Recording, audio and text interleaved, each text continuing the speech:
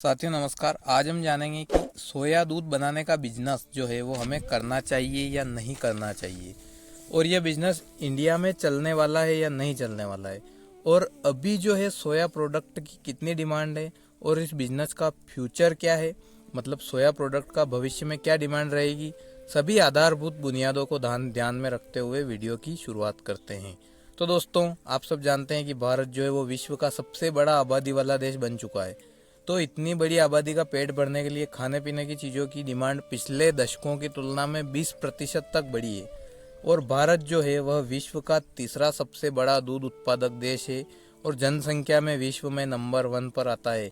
लेकिन फिर भी हमारे देश में जो है वो दूध का आयात नहीं होता है और हमारे देश से दूध जो है वो निर्यात होता है।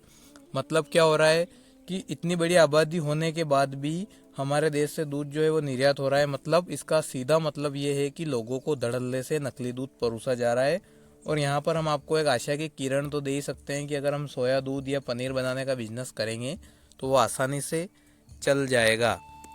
तो सोया दूध के नुकसान क्या क्या है और हमारी हेल्थ पर इनका क्या क्या इफेक्ट पड़ेगा, यह हम बाद में बताएंगे। लेकिन उससे पहले सोया प्रोडक्ट बनाने के लिए मशीनरी क्या क्या चाहिए और रॉ मटेरियल क्या चाहिए और इन्वेस्टमेंट क्या क्या लगेगा, ये हम देख लेते हैं।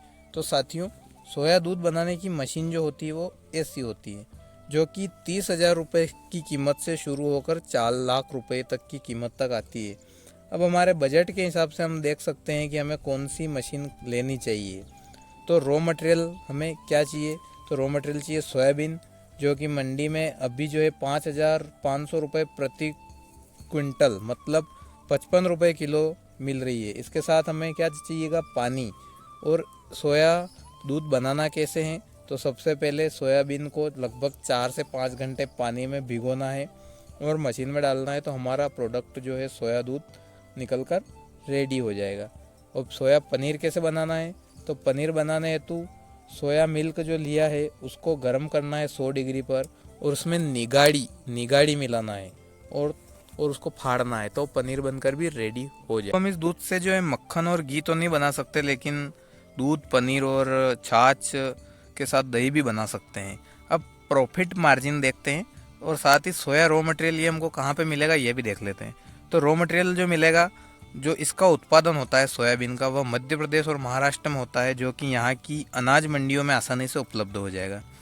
अब हम 1 किलो सोयाबीन जो है 55 रुपये किलो में ख़रीदते हैं, और 1 किलो रॉ मटेरियल से 1.5 लीटर से 2 लीटर दूध बनकर तैयार होगा, जो कि हमें 35 से 40 रुपये लीटर में पड़ेगा। और हम इसको जो है 60 से 80 रुपये लीटर में हमारी लोकेशन के अकॉर्डिंग मार्जिन सेट करके बेच देंगे। मतलब प्रति लीटर पर हमें कितना मार्जिन होगा, 20 रुपये का, जो कि काफ़ी अच्छा है। और हमारी दिन भर की कमाई जो है वो हम दिन भर में कितना माल बेच देते हैं उसके ऊपर डिपेंड करता है। अब सोया दूध के क्या नुकसान है ये भी जान लेते हैं। अगर हमने फ़ायदे देखे हैं तो नुकसान देखना भी बहुत ज़रूरी है। तो दोस्तों, सोया उत्पादों में बहुत ही जटिल प्रोटीन होता है और जटिल कार्बोहाइड्रेट भी होता है, जो कि हमारा शरीर पचा नहीं पाता है, और वो प्रोटीन फैट हमारे शरीर में स्टोर होता रहता है। वैज्ञानिकों के रिसर्च के अनुसार सोयाबीन प्रोडक्ट का अतिरिक्त मात्रा में सेवन जो है वो हार्ट अटैक, थायराइड, कोलेस्ट्रॉल और पाचन तंत्र की अन्य बीमारियों का कारण भी होता है। तो ऐसा है दोस्तों कि जो लोग हेल्थ कॉन्शियस होते हैं, जो स्वास्थ्य के प्रति जागरूक है, वो इस प्रोडक्ट का उपयोग बहुत ही सीमित मात्रा में या बहुत ही कम करते हैं। लेकिन मज़े की बात यह है कि भारत में मुट्ठी भर लोग ही जो है वो स्वास्थ्य के प्रति जागरूक है, बाकी कुछ भी खा सकते हैं।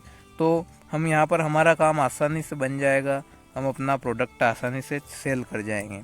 मेन मुद्दे की बात तो ये है कि जो पोषण हमें डेयरी उत्पादों से मिलता है वह सोया उत्पादों से कभी नहीं मिल सकता। गाय या भैंस के दूध से मिलने वाली एनर्जी की चवन्नी भर एनर्जी भी सोया उत्पादों से हमको नहीं मिलने वाली है। अब बारी आती है मेरी सलाह की।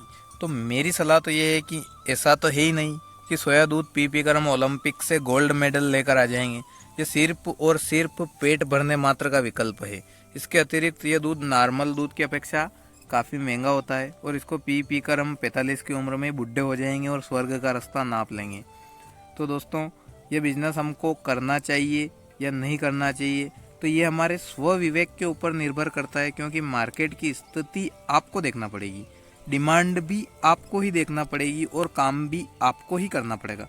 मैं सिर्फ आपको रास्ता दिखा सकता हूँ, मंजिलें आपको ही स्वयं ही ढूंढना पड़ेगी।